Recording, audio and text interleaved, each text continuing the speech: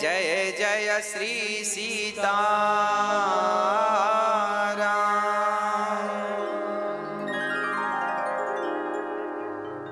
परम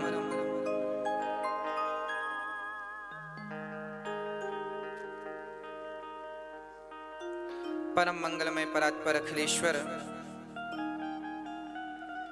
अखिल ब्रह्मांड नायक परात्पर परब्रह्म भगवान श्री राम की वांगमय प्रतिमूर्ति श्री रामचरितमानस और रामायण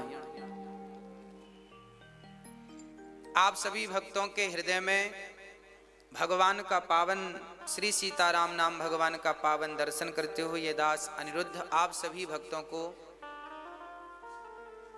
कोटि कोटि नमन वंदन सबका बहुत बहुत अभिनंदन करता है। आप सभी को सीताराम,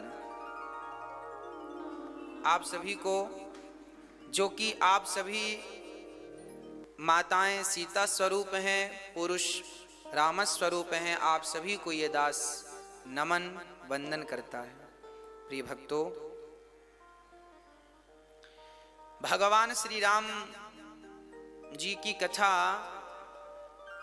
आज स्वयं भगवान श्री राम ही सुनाएं, क्योंकि उनकी कथा सुनाने की सामर्थ्यता मेरे कंठ में, मेरी वाणी में, मेरे भीतर नहीं है।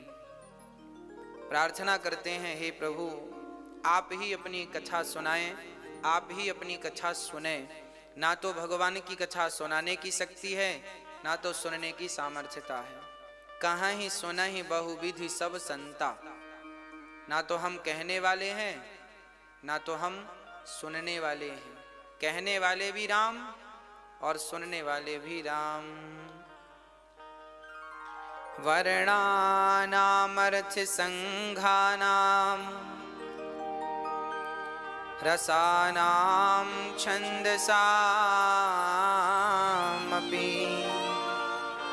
मंगलानां च कर्तारो वन्दे वाणी विनायकौ।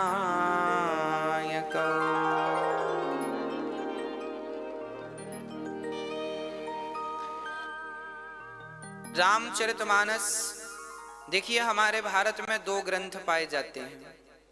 पहले का नाम है रामायण, जो कि सबसे प्राचीन है।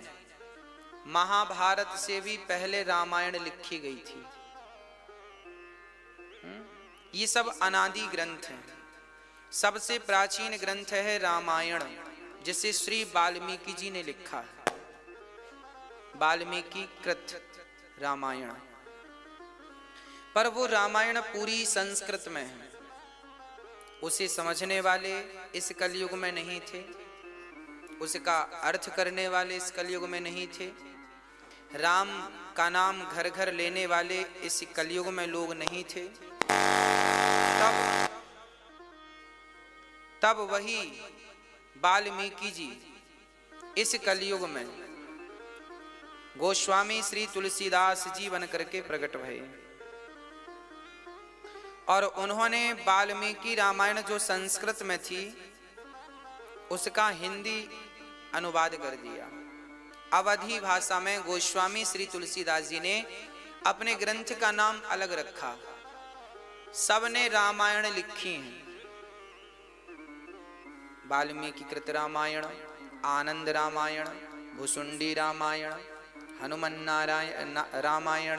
मतलब जितनी रामायण कितनी है? राम चरित सत कोटि अपारा।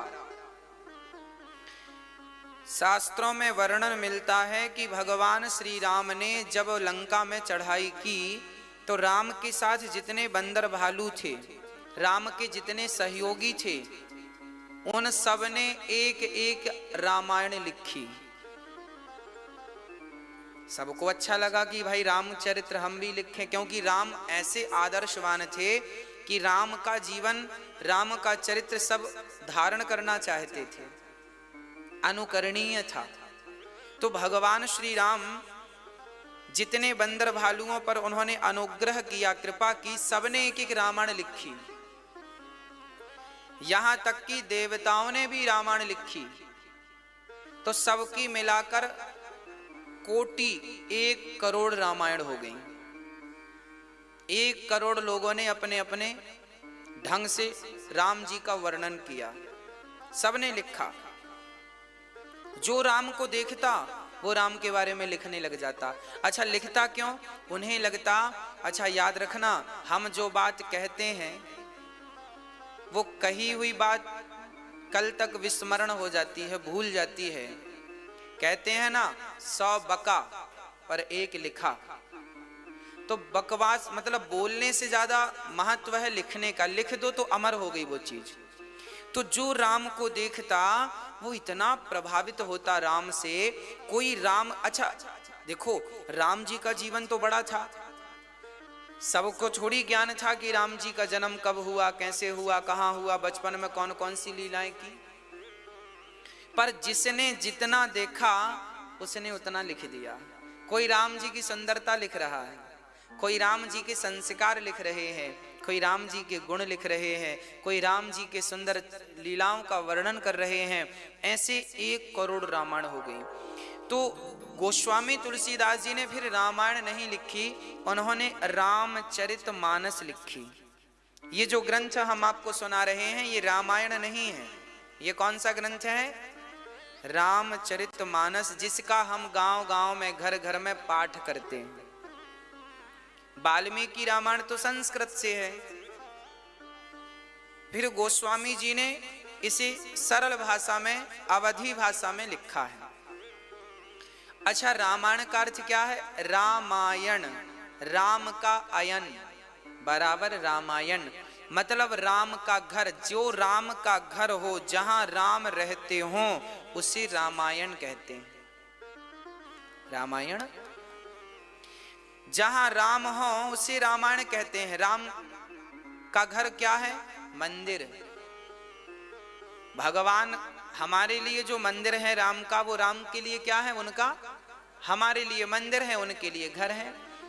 तो मंदिर यदि हम जाते हैं तो वहां एक शर्त होती है कि हम स्नान ध्यान करके मंदिर में साफ सुथरे होकर जाएं, है ना।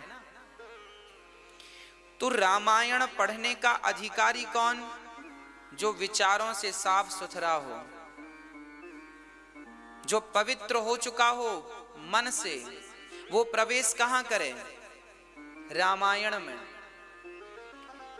और रामचरितमानस का अर्थ है, मानस कहते हैं सरोवर को। मान सरोवर भी आपने सुना होगा। और मानस, रामचरितमानस, जहां राम नाम के चरित्र का, जहां राम का और राम के चरित्र का जल भरा हो। सरोवर है ना, राम नाम का रस है। जिस सरोवर में राम नाम रूपी रस भरा हो, उस सरोवर को कहते हैं रामचरितमानस। तो रामायण मतलब मंदिर और रामचरितमानस मतलब सरोवर। तो आप ये बताओ, मंदिर जाने के पहले हमें कहाँ जाया जाता है? सरोवर, मतलब शुद्धि करने। स्नान कर लो, नहा धो लो, तब तो मंदिर जाने के अधिकारी बनोगे। बिना नहाए कोई मंदिर थोड़ी जाता है। तो रामायण में प्रवेश करना है तो पहले रामचरितमानस में प्रवेश करो, क्योंकि ये वह सरोवर है जो आपके शरीर में लगी जन्म जन्म की पाप की मैल, कपट की मैल, लोभ की मैल, अहंकार की मैल, हमारे शरीर में जो जन्म जन्म की मैल लगी है वो साफ करना हो तो कहाँ साफ करेंगे? बोले रामचरितमानस के सरोवर में डुबकी लगा करके हम उसे साफ कर सकते हैं। ये वह सरोवर है जो हमारे आदि व्याधि इत्यादि दोषों को, विकारों को मिटाने वाला ग्रंथ है। ये जब कोई बीमार होता है ना, तो उसे पहले औषधियों के एक तालाब में, एक छोटी सी जगह पर 2-4 बाल्टी पानी डालकर और उसमें औषधियां घोल के उस रोगी को स्नान कराया जाता है। तो उस औषधि के स्नान से क्या होता है? उसकी तमाम बीमारियां समाप्त हो जाती हैं। उसी तरह जब राम नाम के सरोवर में, राम नाम की इस कथा में जब आप डुबकी लगाएंगे तो भीतर से लेके बाहर तक, इस लोक से लेकर परलोक तक बिल्कुल पवित्र हो जाएंगे आप। आपका रास्ता बिल्कुल प्रशस्त हो जाएगा, कोई बाधा नहीं है। राम नाम अवलंबन एकू। भागवत राम कथा तो हमें एकमात्र राम का आश्रय दिलाने वाला पावन ग्रंथ है। इसे किसने लिखा है? किसने लिखा है इसे? वाल्मीकि जी ने तो रामायण लिखी है। रामचरितमानस को किसने लिखा है? गोस्वामी श्री तुलसीदास जी महाराज। जब भी हम अपने बड़ों का नाम लिया करें तो उनका नाम बड़े आदर, बड़े सम्मान से लिया करें। गोस्वामी श्री तुलसीदास जी महाराज। कहने को तो ये भी हम लोग कहते हैं तुलसीदास जी ने, पर यह नाम शोभनीय नहीं है। हम ही उनका सम्मान नहीं करेंगे तो कौन करेगा? इसलिए जब भी, जहां भी आपसे, जब भी आपको राम का नाम लेना हो तो राम के नाम में पहले श्री राम लगाइए। श्री राम या सीताराम प्यार से लीजिएगा। सिर्फ राम अधूरा है। जब इस राम के नाम में श्री जुड़ता है तब ये पूरा हो जाता है। श्री मतलब सीता, राम मतलब राम, है ना। इसलिए गोस्वामी श्री तुलसीदास जी महाराज। गोस्वामी तुलसीदास जी कौन थे? आत्माराम दुबे के पिता थे। इनकी मां का नाम हुलसी था। जब गोस्वामी तुलसीदास जी महाराज का जन्म हुआ 1589 संबत 1589 में आपका जन्म हुआ। लगभग आज से यदि हम गणना करें तो अभी 2000 चल रहा है, तो लगभग 500 वर्ष पहले, लगभग 500 वर्ष पहले श्री गोस्वामी तुलसीदास जी का प्राकट्य हुआ। कब हुआ? संबत तारीख लिखी है 1589। राजापुर गांव था उत्तर प्रदेश में। था क्या है? उत्तर प्रदेश में राजापुर ग्राम में गोस्वामी तुलसीदास जी का जन्म हुआ। अच्छा, जब जन्म हुआ तुलसीदास जी का तो जन्म लेते ही इनकी मां चल बसी। कुछ दिनों बाद इनके पिताजी चल बसे। फिर इन्हें किसी पड़ोसी ने पाला तो पड़ोसी भी निकल पड़े। अब गांव में हल्ला हो गया कि ये बच्चा तो शुभ नहीं है। अच्छा, गोस्वामी जी का जब जन्म हुआ था तो इनके 32 दांत उपलब्ध थे। लोग अपशगुन मान रहे थे कि ये बच्चा जहां रहेगा वहां का नाश कर देगा। तो लोगों ने क्या किया? गांव का नाश ना हो जाए इसलिए बच्चे को गांव से ही निकाल दिया। गोस्वामी तुलसीदास जी को बचपन में ना तो माँ का प्यार मिला, ना तो पिता का प्यार मिला, ना तो भाई बहन का प्यार मिला, ना रिश्तेदारों का, ना पड़ोसियों का, किसी का प्यार नहीं मिला। तब इन्हें एक गुरु मिल गए, श्री नरहरिदास जी। तुलसीदास जी के गुरु जी का नाम था श्री नरहरिदास जी। इन्हें गुरु जी प्राप्त हो गए। किसी का प्यार नहीं मिला पर इन्हें गुरु जी का बड़ा प्यार मिला और गुरु जी ने इन्हें पढ़ा लिखा करके योग्य बनाया। याद रखना, जीवन में जब तक गुरु ना मिले तब तक जीवन किसी काम का नहीं। भाई, हीरे की कीमत लगाएगा कौन? जौहरी। तो जब तक हीरे को जौहरी ना मिले तब तक हीरे की कीमत क्या है? कोई कीमत नहीं, पत्थरों की तरह पड़ा है। हीरा हीरा तो है पर जब तक जौहरी उसे तरासेगा नहीं तब तक उसकी कीमत नहीं। उसी प्रकार माँ बाप ने तो हीरा प्रकट कर दिया पर गुरु रूपी जौहरी तराश करके उसे कीमती बना देता है। गोस्वामी तुलसीदास जी को जब नरहरिदास जी मिले तो उन्होंने बढ़िया घिस करके, अर्थात उनके हृदय को निर्मल करके ज्ञान का प्रकाश उनके भीतर भर दिया। और सुंदर सा समय देखकर गुरु जी ने एक लड़की से गोस्वामी तुलसीदास जी का विवाह कर दिया। पत्नी का नाम था रत्नावली। रत्ना इनका नाम था। पत्नी आई तो गोस्वामी तुलसीदास जी को पहली बार कोई मिला जो प्यार करने वाली थी यथा। पिता तो थे नहीं, माँ तो थी नहीं, कोई मिला नहीं। अब पत्नी से प्यार पाए तो बड़ा संतोष होगा। वाह बहुत सुंदर है। पत्नी का जब दर्शन किया, पत्नी से प्यार पाया तो गोस्वामी तुलसीदास जी को बड़ा अच्छा लगा, हृदय गदगद हो गया। तुलसीदास जी के साले शादी के 5-6 दिन बाद ले जाने की परंपरा है, लड़की चली जाती है। तो तुलसीदास जी महाराज जब जाने लगे, तुलसीदास जी की पत्नी को भाई लेने आया, साले साहब लेके जाने लगे। तुलसीदास जी बोले कहाँ जा रही हो? बोले मायके जा रही हैं, कल लौट आएंगी, बस आज रात रह लेना। गोस्वामी जी बोले ठीक है। तुलसीदास जी बोले रहेंगे। पत्नी तो चली गई, पर तुलसीदास जी सोच तो लिए थे कि रह लूंगा, पर उसके बिना एक रात वो रह ना सके। रात को ही उसकी याद आने लगी तो तुलसीदास जी रात को चलने लगे मिलने के लिए। पानी बरस रहा था, चल पड़े। पांव मिट्टी में धंसते हुए पानी गिर रहा था, आगे चलते गए। एक नदी थी, नदी में मुर्दा बहता जा रहा था। पत्नी के प्यार में इतने आसक्त थे कि वो हर जगह अपनी पत्नी को देख रहे थे, हर जगह अपनी पत्नी ही पत्नी दिख रही थी। अब तो मुर्दे को नाव समझ लिया तुलसीदास जी ने, और नाव समझ करके तुलसीदास जी उस मुर्दे को नाव समझ करके पार हो गए। और जब घर पहुंचे तो एक सांप पत्नी के कमरे में प्रवेश कर रहा था। तुलसीदास जी को लगा मेरी पत्नी ने रस्सी डाल रखी है मेरे लिए, तो सांप को पकड़ करके तुलसीदास जी चढ़ गए। रात के 2 बजे पत्नी को जगाया, सुनो रत्ना, सुनो रत्ना। पत्नी जागी, आप यहां कैसे आए? तुमने बुला लिया। रत्ना बोली मैंने कैसे बुला लिया? बोले तुमने नदी में नाव रखवाई और अपने घर में रस्सी बांध दी। मैं समझ गया तुम मुझसे बड़ा प्यार करती हो। पत्नी बोली मैंने कब रस्सी बांधी? बोले देखो तुम्हारे कमरे में बाहर की तरफ रस्सी लटक रही है। रत्ना ने झांक कर देखा तो काला नाग।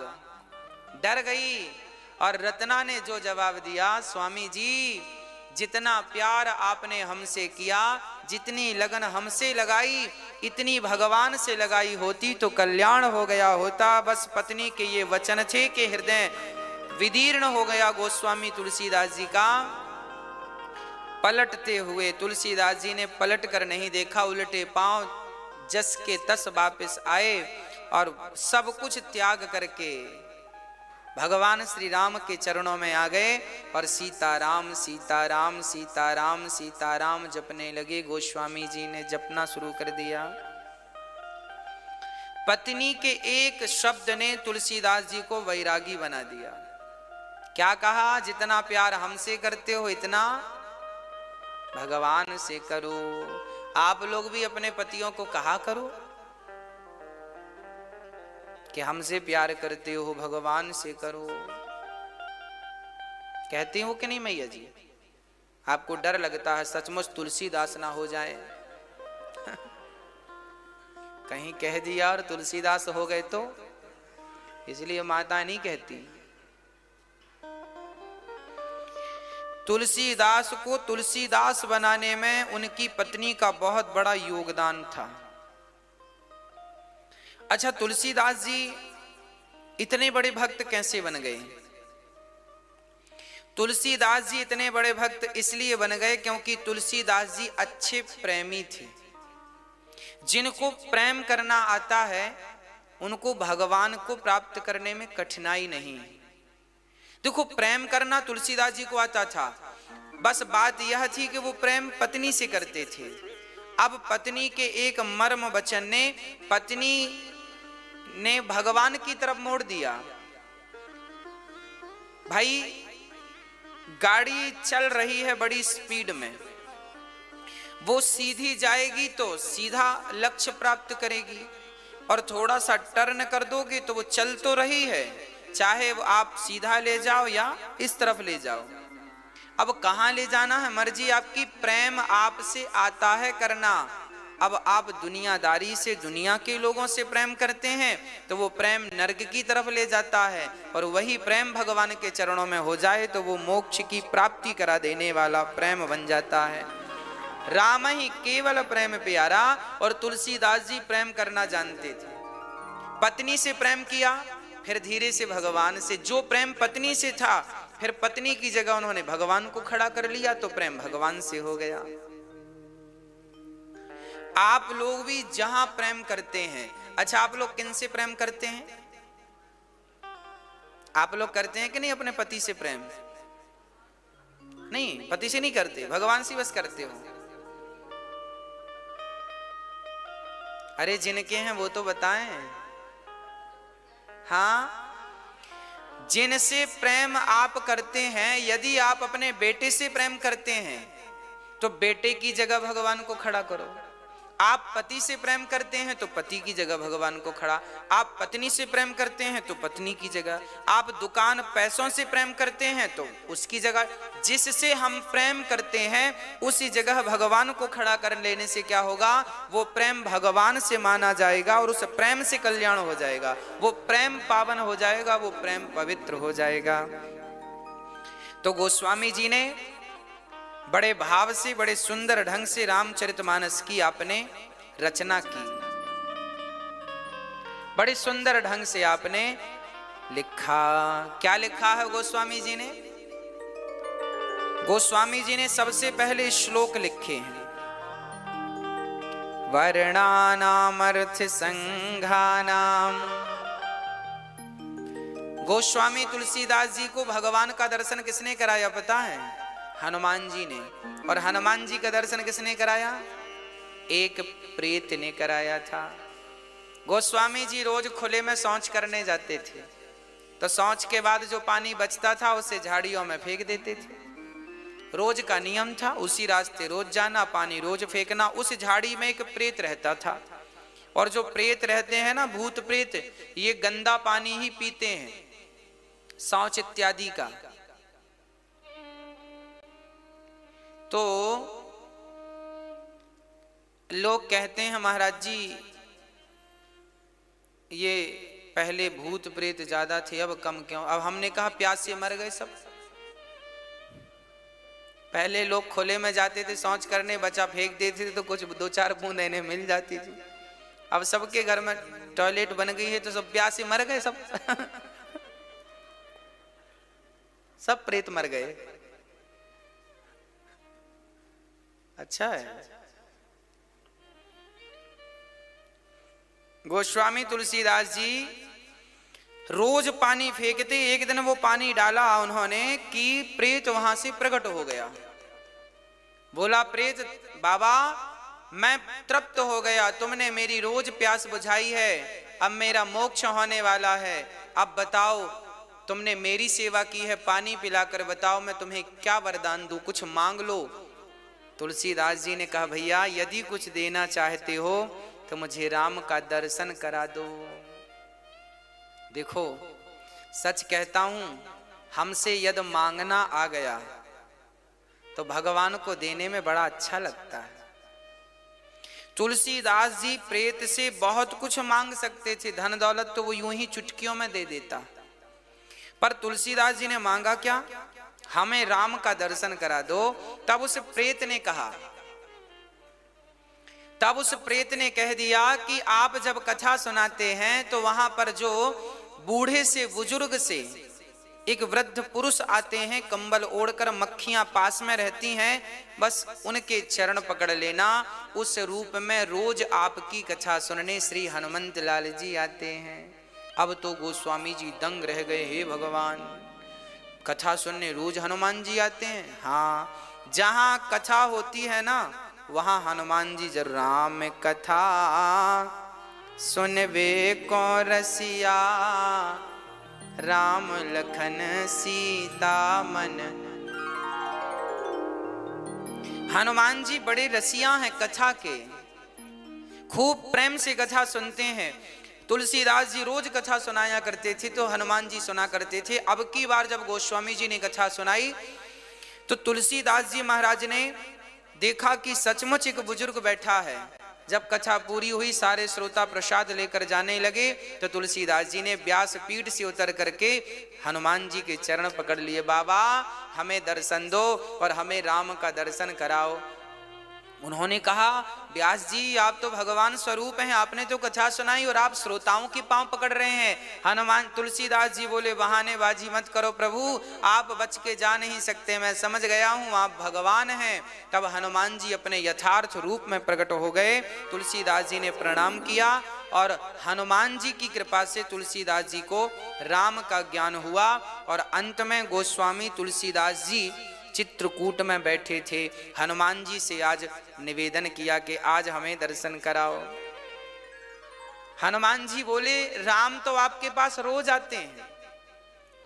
अच्छा, तुलसीदास जी चंदन दान करते थे। चित्रकूट के घाट में भाई संतन की भीड़, तुलसीदास चंदन घिसे। चित्रकूट के घाट में तुलसीदास जी रोज चंदन घिसते थे और सभी को माथे पर लगाते थे इस भाव से कि ये राम जी का माथा है, मैं तिलक राम को लगा रहा हूं। आप लोग रोज सवेरे चंदन भगवान को लगाते हैं कि नहीं? तुलसीदास जी ने भगवान को चंदन नहीं लगाया, क्योंकि तुलसीदास जी तो प्राणी मात्र में भगवान का दर्शन करते हैं। तो वो मानते हैं कि जब वो आपके माथे पर तिलक लगा देंगे तो जी भगवान के माथे में अपने आप तिलक लग जाएगा।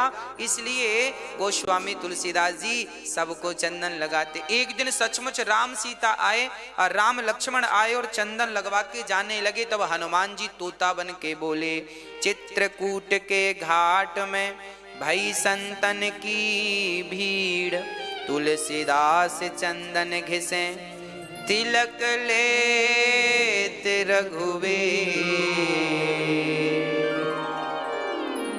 आज गोस्वामी तुलसीदास जी को जब सुनाई पड़ा, हनुमान जी ने कहा, पकड़ो, जैसे हमें पकड़ा था ऐसे इन्हें पकड़ो। ये जो राजकुमार तुमसे चंदन लगवा रहे हैं साधारण बन के, यही भगवान है।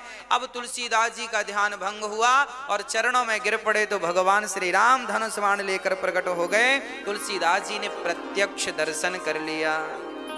बोलिए राजा रामचंद्र भगवान की जय। राम का आशीर्वाद श्री गोस्वामी जी को प्राप्त हुआ। इस कली काल में भी गोस्वामी तुलसीदास जी ने प्रत्यक्ष रूप में भगवान श्री राम का दर्शन किया है। जब तुलसीदास जी महाराज ने रामचरितमानस लिखी ना, तो तुलसीदास जी का बड़ा विरोध किया था विद्वानों ने। काशी में बड़ा विरोध किया, अरे तुमने हिंदी में क्यों लिख दी, संस्कृत में लिखना चाहिए थी। सारे विद्वान बोले, हम इस ग्रंथ को मान्यता नहीं देंगे। तभी काशी विश्वनाथ मंदिर में भगवान शंकर के पास सबने अपने अपने ग्रंथ लिखे। तुलसीदास जी के कंपटीशन में औरों ने भी ग्रंथ लिखे। किसी ने कहा हमारे ग्रंथ को महत्व दो, हमारा ज्यादा पावरफुल है। किसी ने कहा हमारे ग्रंथ को महत्व दो, हमारा पावरफुल है।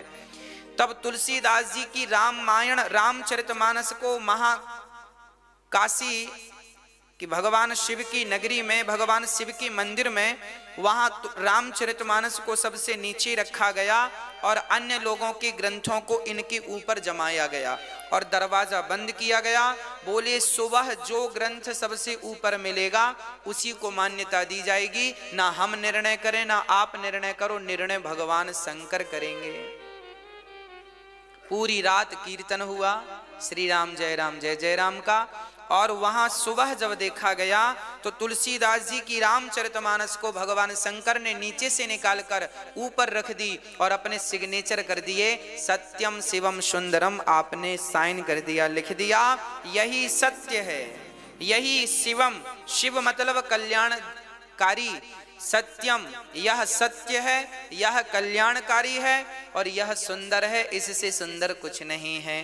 तब गोस्वामी तुलसीदास जी के विरोधियों का मुख बंद हुआ और कहा तो ये भी जाता है कि तुलसीदास जी की घास की कुटिया थी तो उन्होंने रामचरितमानस को अपनी कुटिया में रखा था। तो कुछ लोग जिन्हें आज हम आतंकवादी कहते हैं, कुछ विरोधी लोग रामचरितमानस को चुराने ले गए थे, चुरा के फाड़ के या जला के फेंक देंगे। क्योंकि जलने वाले तो उस जमाने में भी थे ना, तुलसीदास जी से जलते थे कि भाई इन्होंने इतना ख्याति प्राप्त कर ली, इतना बड़ा ग्रंथ तैयार कर लिया। तो 2 चोर गए। तो जब चोर गए तो तुलसीदास जी अंदर सो रहे थे, रामचरितमानस रखी थी, और जब चोरों ने देखा तो वहां 2 लोग धनुष बाण लेकर पहरा दे रहे थे।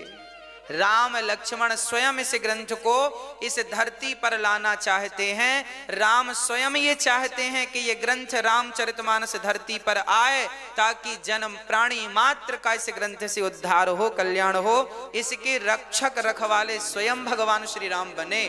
चोरों ने देखा कि दिव्य पुरुष थे, भाग गए, और जब उन्होंने अपने उनको बताया विरोधी जनों को, तब वो विरोधी जन मस्तक झुकाकर चरणों में गिर पड़े। महाराज, बड़ा अपराध हुआ, आपका ग्रंथ वह ग्रंथ है जिसकी रक्षा स्वयं भगवान राम कर रहे हैं। ऐसा दिव्य ग्रंथ रामचरितमानस हमारे मध्य में है। ये वही रामचरितमानस ग्रंथ है भक्तों, जिसको लोग सुन करके अपना कल्याण कर लेते हैं।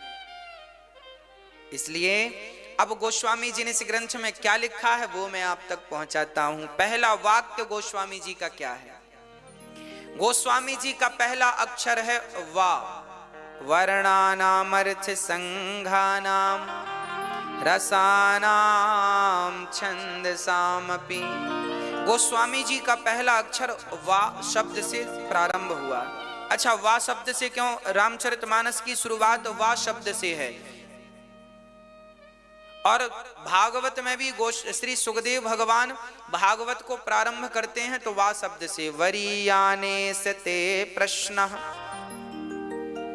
वहां भी वा शब्द से भागवत शुरू हो रही है, और यहाँ गोस्वामी जी वा शब्द से ही रामचरितमानस शुरू कर रहे हैं। क्यों? क्योंकि जो वा शब्द है ना, ये ब्रह्म सूचक है। वा मतलब ब्रह्म, ये ब्रह्म सूचक शब्द है। और याद रखो, जिसके भीतर जो होता है वही निकलता। किसी ने गालियां दी तो आप गुस्सा ना होया करो। आपको जब कोई गालियां दे तो आप गुस्सा ना होया करो। आप ये समझा करो कि बेचारे के भीतर यही भरी पड़ी हैं तो यही निकल रही हैं। बोलो, क्या निकलती है? हमने अपने पॉकेट में 2-2 हजार के नोट रखे तो क्या निकलेंगे? और 500-500 के रखे तो, और 100-100 के रखे तो, और 10 का रखा तो। हाँ, उसी प्रकार जिसके भीतर से जो निकल रहा है, मतलब उसके भीतर वही भरा पड़ा है। मेरे भीतर से कथा निकल रही है तो मेरे भीतर कथा है। तुलसीदास जी के भीतर भी भगवान समाये थे, ब्रह्म समाये थे उनके भीतर। इसलिए जब उनकी वाणी खुली तो ब्रह्म सूचक शब्दों से उनकी वाणी प्रारंभ होती है। पहला अक्षर वा, इसलिए क्योंकि उनके अंदर ब्रह्म समाये है। सीय राममय, राम बाहर भी हैं, राम भीतर भी हैं। राम हमारे भीतर हैं, हम राम के भीतर है। यह मय शब्द का व्याख्यान गोस्वामी जी आगे करेंगे। कहने का तात्पर्य यह है, वा शब्द ब्रह्म सूचक है। आप मूली खाओगे तो डकार किसकी आएगी? और लहसुन प्याज खाओगे तो, हाँ जी, जो खाएगा वही तो डकारेगा। अब आपको कोई गाली दे तो गुस्सा ना किया करो, क्योंकि बेचारे के भीतर जो भरा था निकाल रहा है ना। इसलिए निकालने दो, हल्का हो जाएगा बेचारा। ज्यादा वजन रख लिया ना, निकालने दो। हाँ, आपको गुस्सा नहीं करना। अब आप भी उसको गालियां देने लगेंगे तो फिर आपके अंदर भी वही भरा है। इसलिए आप वो मत दो जो वो दे रहा है। आप संस्कारी हैं, समझदार हैं, तो आपकी वाणी तो अच्छी होनी चाहिए। अच्छा, गोस्वामी जी वर्णन करते हैं, वर्णानाम अर्थ संघानाम रसानाम छंदसामपि। गोस्वामी जी सबसे पहले वंदना करते हैं शब्द की, अक्षरों की। वर्णानाम अर्थ संघानाम, समस्त वर्ण, काखा गाघा चाछा जाझा, जो भी वामन अक्षर है। अक्षर मैंने कहा था ना, आ पहला अक्षर है हमारा आ, और आखिरी क्षत्रज्ञ क्ष, तो इसलिए हुआ अक्ष। फिर हमने लगाया रा, अक्षर, क्या बन गया? अक्षर रा तो बाद में लगा है, असली 2 अक्षरों से पूरी वर्णमाला का बोध होता है। अक्ष, बोलिए अक्ष, बस इतना कहने से समस्त वर्णमाला का बोध हो गया। पहला शब्द आ, आखिरी क्ष, क्षत्रज्ञ, तो अक्ष, अक्षर।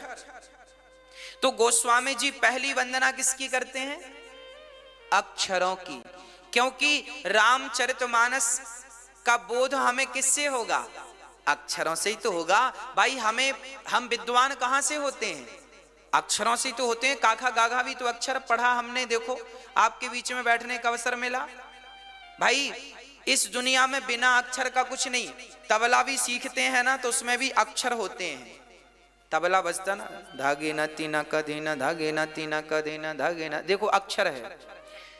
हारमोनियम बजाएंगे तो सारे गामा पा धा नी सा, अक्षर है। इसका अर्थ है अक्षर ही ब्रह्म है। इसी को बोलते हैं शब्द ही ब्रह्म है। क्या है? शब्द ही। तो सबसे पहली वंदना गोस्वामी जी ने किसकी की? वामन अक्षरों को प्रणाम कर डाला। गोस्वामी जी कहते हैं, हे अक्षर महाराज, आप ही वो हैं। हमारे यहां कहावत कहते हैं, बातन हाथी पाइए, बातन हाथी लात। बातों से ही आपको हाथी दान में मिल जाता है, और बात बिगड़ी तो लात के नीचे दबा दिया जा। हाथी के लात, राजा बोला चलो इसको, बड़ा दंडी गलत गलत बोलता, चलो पांव के नीचे दबाओ। किसके पांव? हाथी के पांव। तो बातन हाथी पाइए, बातन हाथी लात। आप हमें जानते हैं, किस बल पर जानते हैं? इन्हीं शब्दों के बल पर तो जानते हैं। आप पूरे लॉकडाउन में इस दास अनिरुद्ध को सुन रहे थे तो अनिरुद्ध से क्या सुना? शब्द ही तो निकल रहे थे वाणी से। मैं चुपचाप यहां बैठे रहता तो आप जानते क्या? पहचान किसी की भी होगी। स्वामी विवेकानंद जी की पहचान हुई तो उनके अक्षरों से पहचान हुई, उनकी वाणी से पहचान हुई।